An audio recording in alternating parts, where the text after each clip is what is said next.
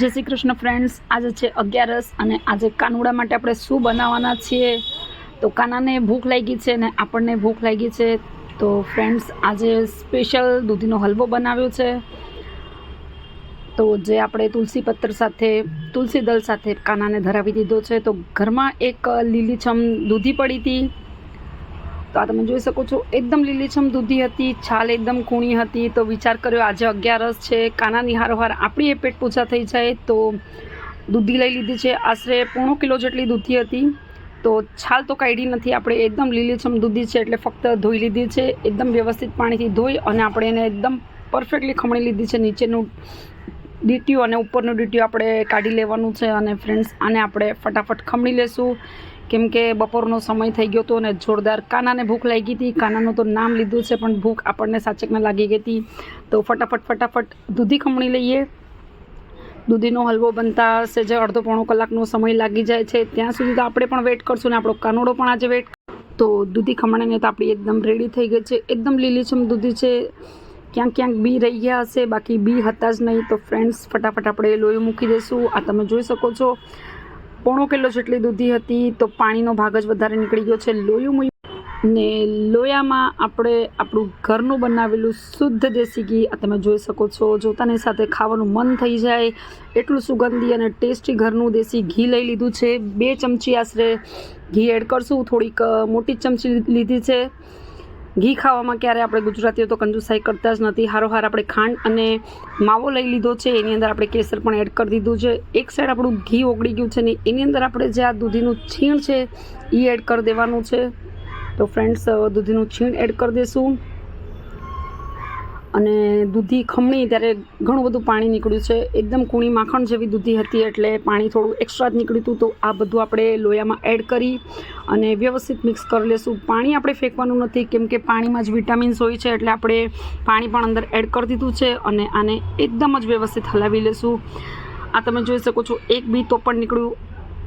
એકદમ કૂણી દૂધી હતી છતાંય એક બી નીકળી ગયું છે. તો ફ્રેન્ડ્સ, હવે આને એકદમ વ્યવસ્થિત હલાવી લઈશું. અને આજે આપણે એને ઢાંક્યા વગર જ એકદમ લીલોછમ દૂધીનો હલવો બનાવવાનો છે.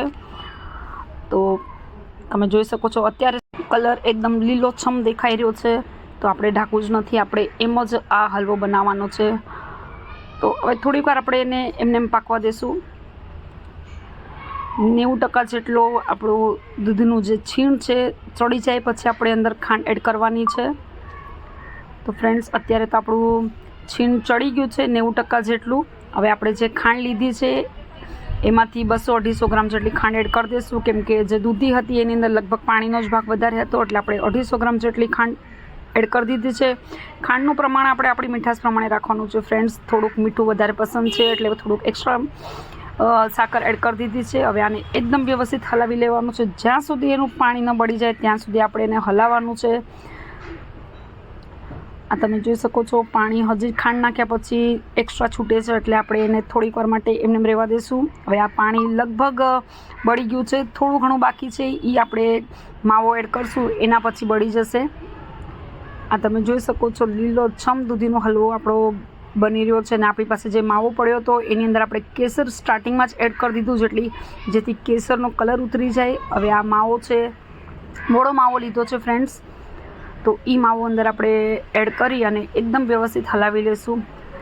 માવો એડ કર્યા પછી લગભગ 5 થી 7 મિનિટ સ્લો આંચ પર જ આપણે એને થવા દેવાનું છે. લગભગ 10 મિનિટ પછી દૂધીના હલવામાંથી ટોટલી પાણી બળી ગયું હતું. ઘી સાઈડમાં છૂટું પડી ગયું છે ફ્રેન્ડ્સ આપણું. તો હવે વધારે આપણાથી વેટ થાય એમ નથી ફ્રેન્ડ્સ. હલવો બી રેડી થઈ ગયો છે અને આપણો કાનુડો બી તૈયાર થઈને એકદમ બેઠો છે. તો હવે હલવામાંથી આપણે આપણા કાના માટે એક વાટકીમાં હલવો કાઢી લઈશું. તો ફ્રેન્ડ્સ, કાના માટે આપણે હલવો કાઢી લીધો છે. અને કાનુડો તો છે જિદ્દી છે, તુલસી પત્ર વગર, તુલસી દળ વગર કોઈ પણ વસ્તુ સ્વીકારતો નથી. એટલે આપણે તુલસીનું એક પાન છે જે હલવા પર મૂકી દીધું છે. એકદમ ટેમ્પટેટિંગ દેખાય એવો હલવો બનીને રેડી થઈ ગયો છે. તો હવે આપણે આને કાનુડાને ધરાવી દઈશું. કાનુડો બી એક સાઈડ જમી લેશે ને આપણે પણ એક સાઈડ હલવો ટેસ્ટ કરી લેશું. તો આજની આ એકાદશી સ્પેશિયલ રેસીપી કેવી લાગી પ્લીઝ લાઇક કરજો, શેર કરજો. ચેનલમાં નવા હોય તો ચેનલને સબસ્ક્રાઈબ કરી બેલ નોટિફિકેશન ક્લિક કરજો. Thank you.